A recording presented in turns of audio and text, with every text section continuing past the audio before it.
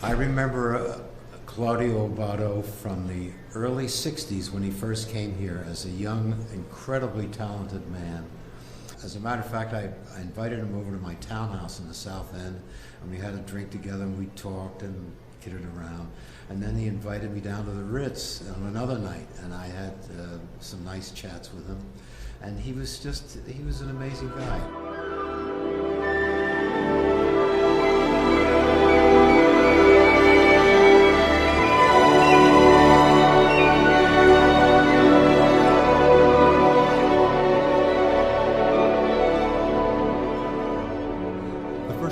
About Claudio Abbado when he walked on stage was he's not a tall man, and I being 6'4" noticed things like that. But at the same time, I also noticed he walked to the podium, stood on the podium, began the rehearsals, and that he was huge. Just the way he carried himself, the expanse of his music making, the depth of it, the love of music, the respect for musicians, and this way he has of not just looking at you. He would look this way, but not down his nose at you, but just a way he displayed his profile that really just spoke to authority. I remember very well he was saying that to watch him and to trust him. And the minute we did that, the whole experience, the music making was so great, it was unbelievable. I will never forget it. I remember that the way he was looking at us, and the minute we raise our heads and we start looking at him, the colors that he could bring, the expressive hands that he had, he was an unforgettable experience. I was a fellow at the Tanglewood Music Center in 1999, and Seiji Ozawa had created this exchange program between the Gustav Mahler Youth Orchestra and TMC that summer.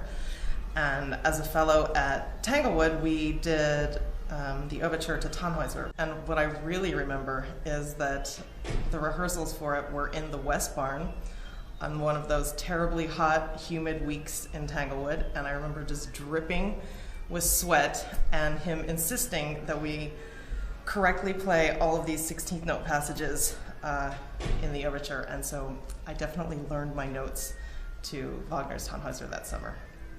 A moment in that piece that I remember most is not even really the music, it's how he had the chorus stand at the end, which was almost chilling. It was on an upbeat.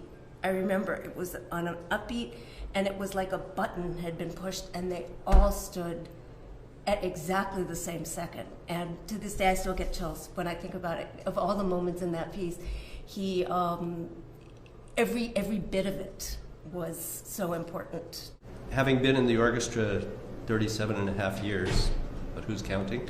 I remember Claudio Abbado as being a very demanding conductor, brilliant man. He took care of details like intonation and ensemble, and really when we worked with him it had to be at a very, very high standard. Most notably, I remember his Mahler symphonies, Mahler 2 and Mahler 3, highlights for me of my career in the orchestra. Abbado there's nobody better.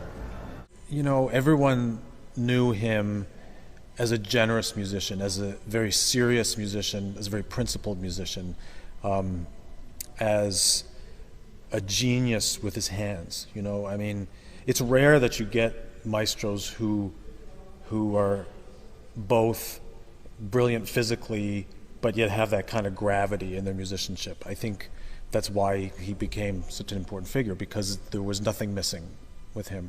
And there was a spirituality and a profundity to every time that I performed with him, with that group. And it really stuck with me and has inspired me ever since. He walked on stage and he knew we would play. We knew we would play. When you do that, we played. We simply played. Just the authority, the depth, the belief in himself, the belief in us, the belief in music, the complete package. And we will miss it.